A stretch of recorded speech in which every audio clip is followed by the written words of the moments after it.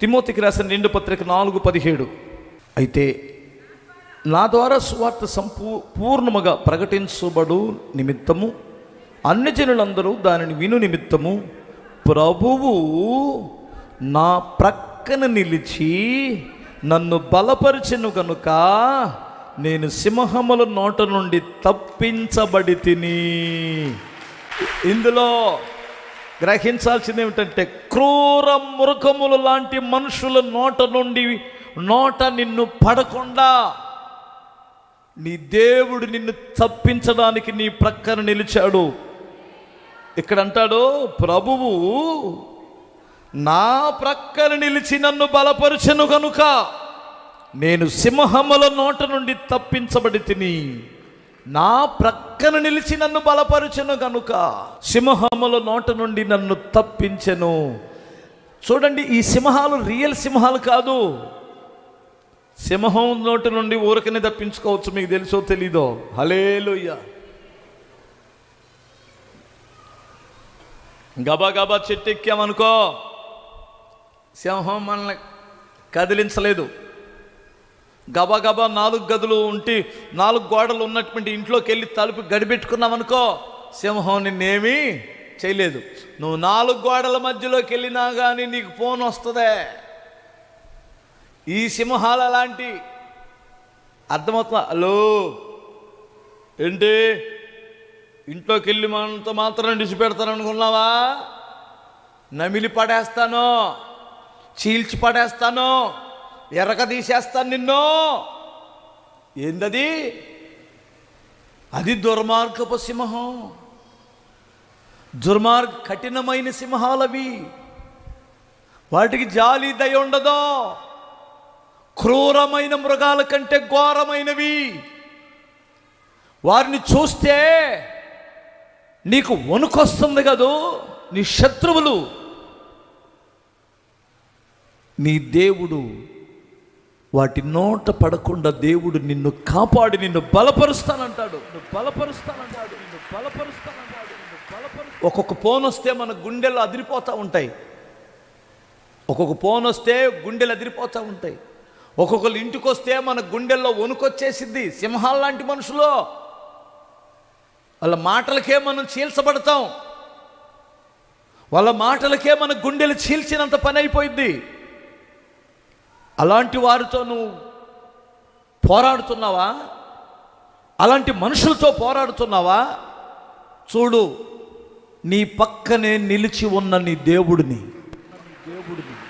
మీరు సింహాలు అనగానే దానియేలును దేవుడు తప్పించాడు, దానియేలు సింహాల నోట్లో నుంచి తప్పించాడు అనుకుంటున్నావు. హల్లెలూయా. నిన్ను చంపడానికి ఎతుకుతున్నటువంటి సింహాలు కొన్ని ఉన్నాయే. నీకు అర్థమవుతుందా? నువ్వు దొరికితే నీ పరువు తీయాలి. నువ్వు ఎక్కడ దొరుకుతావో చీల్చి పడేయాలి మాటల చేత. నీ మీద పగబట్టిన సింహాలు ఉన్నాయే, వాటి విషయమని దేవుడు ఏమంటున్నాడు తెలుసా? ఒక అనుభవం కలిగిన దైవజనుడు ఏమంటాడంటే, ఆయన నా ప్రక్కనే నిలిచి. ఎక్కడ నిలిచాడో చూడు. ఉన్నాడా లేడా? నా పక్కనే ఉన్నాడు నా దేవుడు. స్తోత్రం చెప్పాలి ఒకసారి. నేను నమ్ముతున్నాను. నువ్వు నమ్ముతావా? ఎంతమంది నమ్ముతారు నీ పక్కనే ఉన్నాడని? నీ పక్కనే ఉన్నాడని ఎంతమంది నమ్ముతారు? చేతులు ఎత్తి అంతే ఉంచండి. ఎడబాయని నీ కృప నన్ను విడువదు ఎన్నటికీ. ఎడబాయని నీ కృప నన్ను విడువదు ఎన్నటికీ. యేసయ్యా నీ ప్రేమానురాగం నన్ను కాయును అనుక్షణం. యేసయ్యా నీ ప్రేమానురాగం నన్ను కాయును అనుక్షణం.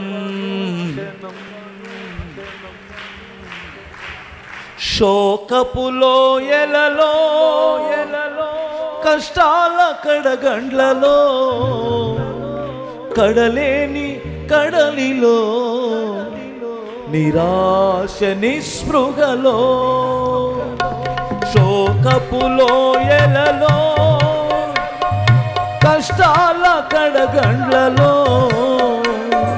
కడలేని కడలిలో నిరాశ నిస్పృహలో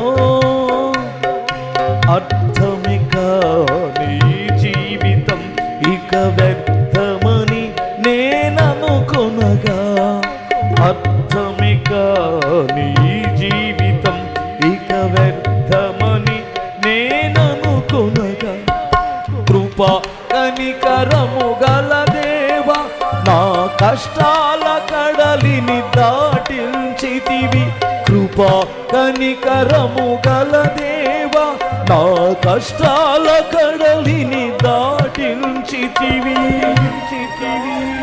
ఎడబాయని నీ కృప నన్ను విడువదు ఎన్నటికీ. హల్లెలూయా హల్లెలూయా. కృప నిన్ను వెడబాయలేదు అంటే దేవుడు నీ తోడున్నాడు అని అర్థం. యుగ సమాప్తి మొదలుకొని సదాకాలము నేను నీకు తోడై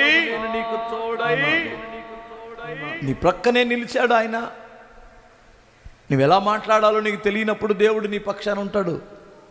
ఎలా ఆ క్రూరులైనటువంటి మనుషులను ఎదుర్కోవాలో నీకు అర్థం కానప్పుడు ఆయన నీ పక్కనే ఉంటాడు. మీకు ఒక విషయం చెప్పనా, రియల్ సింహం అయితే అది నక్కగా మారదు, సింహంలాగే ఉంటుంది. రియల్ నక్క అయితే సింహంగా మారదు, అది నక్కగానే ఉంటుంది. రియల్ పాము అయితే రియల్ సింహం అయితే పాముగా మారదు, సింహంలాగే ఉంటుంది. కానీ మనుషుడు కాసేపు సింహం అవుతాడు, కాసేపు నక్క అయిపోతాడు, కాసేపు పక్కలో త్రాసుబాము అవుతాడు. వీడితో మహా డేంజర్. మారు మనసు లేని మనుషులతో మళ్ళీ డేంజర్. జాలి దయ కనికరము లేని మనుషులతో మహా డేంజర్, ప్రమాదం.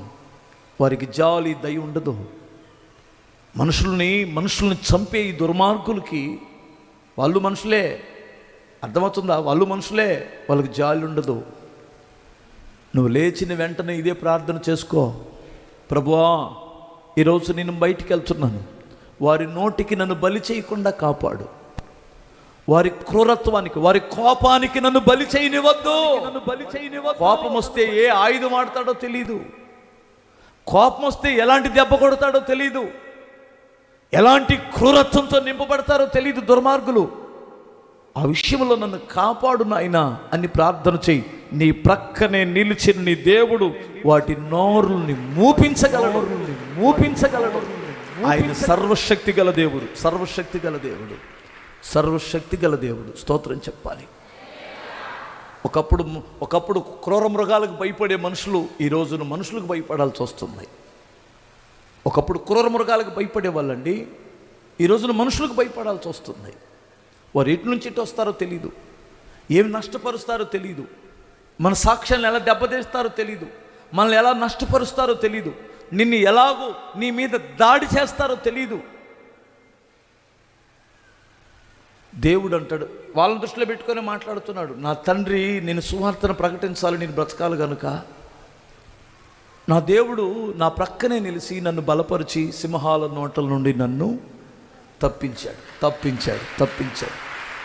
అంటే క్రూర మృగాల కంటే దుర్మార్గులైన మనుషుల యొక్క వారి నోటి నుండి దేవుడు నిన్ను కాపాడుతాడు, వారి మీద నీకు విజయం ఇస్తాడు. నీ కుటుంబంలో ఏదైనా ఒక చిన్న అలజడి జరిగితే నీ సిగ్గు తీయడానికి కాసుకొని కొన్ని సింహాలు, అర్థమవుతుందా? ఏదైనా ఒక నష్టం జరగాల, నిన్ను పబ్లిక్ చేయాలా, ఏదైనా ఒక ఇన్సిడెంట్ నీ కుటుంబంలో జరగాలి, నీ సిగ్గు తీయాలి, అలా కాసుకొని ఉన్నాయి కొన్ని. నువ్వు అనుకుంటున్నావు వారి నోటికి నిన్ను అప్పగిస్తాడని. ఎట్టి పరిస్థితుల్లో నీ ప్రక్కనే నిల్చుని నీ దేవుడు నిన్ను అప్పగించడో నిన్ను అప్పగించడండి. నువ్వు అనుకుంటున్నావు, నువ్వు నమ్ముకున్న దేవుడు, నువ్వు ఇంత శ్రమపడి దేవుని సన్నిధికి వస్తున్నావే, ఇంత కష్టపడి దేవుని కొరకు నువ్వు ఖర్చు చేస్తున్నావే, ఇంత చాకిరి చేస్తున్నావే దేవుని కొరకు, దేవుడు నీకు ఆ మాత్రం సహాయం చేయలేడు అనుకుంటున్నావా? దేవుడు నిన్ను హేళనకు అప్పగించువాడు కాదు. నమ్మిన వారు హల్లెలూయా చెప్పండి.